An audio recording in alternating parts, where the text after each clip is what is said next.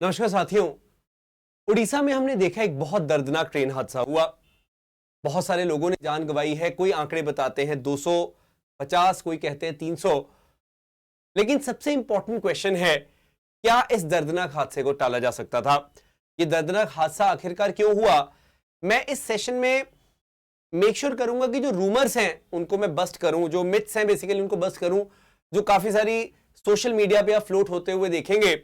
और मेरा सिर्फ और सिर्फ यही इंटेंशन है इस सेशन के पीछे। तो मैं दो क्वेश्चंस जो बहुत इंपॉर्टेंट है उनको आंसर यहां पे करना चाहूंगा इस छोटे सेशन में, कि क्या अगर कवच सिस्टम होता तो क्या इस हादसे को टाला जा सकता था? क्या कवच सिस्टम था यहां पे कि नहीं था, यह भी सवाल है। कुछ लोग कह रहे कवच था, फेल हो गया। कुछ लोग कह रहे कवच सिस्टम नहीं था। दूसरी बात है कि कवच सिस्टम आखिरकार क्या है, कवच सिस्टम काम कैसे करता है, ये सब चीजों के ऊपर मैं बात करूंगा यहां पे। तो बहुत इस सेशन को मैं प्रिसाइज रखूंगा, टू द पॉइंट रखूंगा। एंड ऑफ कोर्स ये बहुत एक सेंसिटिव मैटर है। जहां पे भी लोग जान अपने गंवाते हैं वो सेंसिटिव मैटर है, हम सबके लिए है, एज अ सिटीजन है, एज अ ह्यूमन बींग्स है, तो उसके ऊपर बात करना जरूरी है। सबसे पहले मैं आपको बस ब्रीफ में एक बार बता दूं कि ये ट्रेन हादसा जो है ये कल हुआ था, यानी कि आज सैटरडे है, तो फ्राइडे को हुआ था शाम को 7 बजे, मतलब 6:50 से लेके 7 बजे के बीच में ये जो एक्सीडेंट है इसको होता हुए देखा गया। जो बहानगा बाजार है बेसिकली बालासोर डिस्ट्रिक्ट में, यहां पर आप देखते हैं जब वेस्ट बंगाल से आप उड़ीसा में एंटर करते हैं यहां पर यह हादसा हुआ है और 3 ट्रेन इसमें इन्वॉल्व हुई है। एक ये भी रीजन है ज्यादा लोगों की जान जाने का कि 3 ट्रेन को हमने इन्वॉल्व होते हुए देखा है।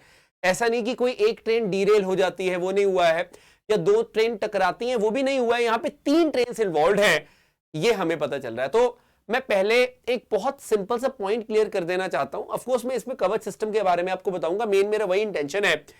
लेकिन जो हमारे ऑफिशियल जो रेलवे के स्पोक्स पर्सन हैं अमिताभ शर्मा जी, एग्जीक्यूटिव डायरेक्टर भी हैं, इन्होंने साफ साफ बोला कि Kavach system was not available on this route. अलग अलग मीडिया में कोट करना चाहता हूं कि स्पोक्स पर्सन ने साफ साफ बोल दिया है कि यहां पे कवच सिस्टम डिप्लॉयड ही नहीं था। तो एक चीज तो क्लियर होती है हमारी कि कवच सिस्टम फेल नहीं हुआ है। या कवच सिस्टम होता तो कुछ बेटर हो सकता था, वो बात की बात है। लेकिन आपको यह चीज दिमाग में रखनी है कि कवच सिस्टम जो है, जो ट्रेन के हादसे को रोकता है, वो इस रूट पर इन्वॉल्व नहीं था, वो डिप्लॉयड नहीं था। साफ साफ ये स्टेटमेंट है जो ऑफिशियल गवर्नमेंट की वो आ चुकी है। मैंने नाम तक कोट कर दिया ऑफिशियल का, आप यहां पर इसको प्लीज देख सकते हैं। नाउ द पॉइंट इज, इन्होंने ही ये बात बताई है कि 3 ट्रेन यहां पर इन्वॉल्व है। एक तो कोरोमंडल शालीमार एक्सप्रेस जो चेन्नई जा रही थी, एक यशवंतपुर हावड़ा एक्सप्रेस जो हावड़ा जा रही थी बेसिकली, और एक माल गाड़ी भी थी यहां पे, गुड्स ट्रेन भी थी। तो ये कहा गया कि 2 पैसेंजर ट्रेन, यानी कि दोनों पैसेंजर ट्रेन एक्टिवली इन्वॉल्व थी। यहां पर एक माल गाड़ी भी इन्वॉल्व थी। पहले हमने देखा कोरोमंडल एक्सप्रेस जो है बेसिकली जो चेन्नई जा रही थी, ये डिरेल हो जाती है, गुड्स ट्रेन से ये हिट करती है, फिर ट्रैक्स के ऊपर ही बिखर जाते हैं डब्बे। और उसके बाद जब यशवंतपुर हावड़ा एक्सप्रेस आती है तो वो जो स्क्रैम्बल्ड थे कोचेस उनके अंदर हिट करती है, जिससे कैजुअलिटीज बहुत राइज की। तो पहला एक्सीडेंट तो ये हुआ, उसके साथ ये जो हो गया और तीनों ट्रेन यहां पे इन्वॉल्व हो गई, उसकी वजह से हमने कुछ इस तरह का मंजर देखा, जिसकी वजह से बहुत ज्यादा डेथ टोल हमें देखने को मिल रहा है। अब मैं उस पॉइंट पे आता हूं जो कि आपको जानना बहुत जरूरी है। आप चाहे किसी एग्जाम की तैयारी करें ना करें वो अलग बात है, but being a citizen of India you should know this very basic thing जो मैं आपको बताने जा रहा हूं, दैट इज कवच सिस्टम। बेटे कवच सिस्टम जो है एक बहुत स्पेशल सिस्टम है, it is in to prevent accidents. Kavach system क्या है? एक made in India automatic train protection system है। अल्टीमेटली आप इसको ट्रेन कोलिजन अवॉइडेंस सिस्टम भी कह सकते हैं। ये ट्रेन के अंदर सेफ्टी ऑपरेशंस को इंप्रूव करता है। जो हम आत्मनिर्भरता की बात करते हैं, इसमें बोला गया था कि 2000 kilometre of the network will be brought under the कवच सिस्टम इन 2022-2023, ऐसा बजट स्पीच में भी बोला गया था और कई जगह पे ऑफिशियली आपको ये चीज देखने को मिलेगी। One of the cheapest system है, सेफ्टी इतनी ज्यादा है कि प्रोबेबिलिटी होती है 1 एरर इन 10,000 ईयर्स, मतलब ना के बराबर एरर आप बोल सकते हो इस सिस्टम में। तो पहली बात तो ये कि इस जगह पे जहां पे एक्सीडेंट हुआ बालासोर में, ये सिस्टम डिप्लॉयड नहीं था। दूसरी बात है कवच सिस्टम काम कैसे करते हैं, इसको आप पहले समझे। जब भी मैं कवच की बात करता हूं यहां पे, ये अलर्ट करता है लोको पायलट, यानी कि जो ड्राइवर होता है, लोको पायलट जिसको हम बोलते हैं, उनको बताता है कि जैसे ही लोको पायलट ने जंप कर दिया सिग्नल, यानी कि सिग्नल पास्ड एट डेंजर होता है, तो ये एक बहुत बड़ा कॉज है कोलिजन्स का। कहीं पे सिग्नल था रुकने का, वहां पे चल दिए, कहीं चलने का सिग्नल था, ये रुक गए।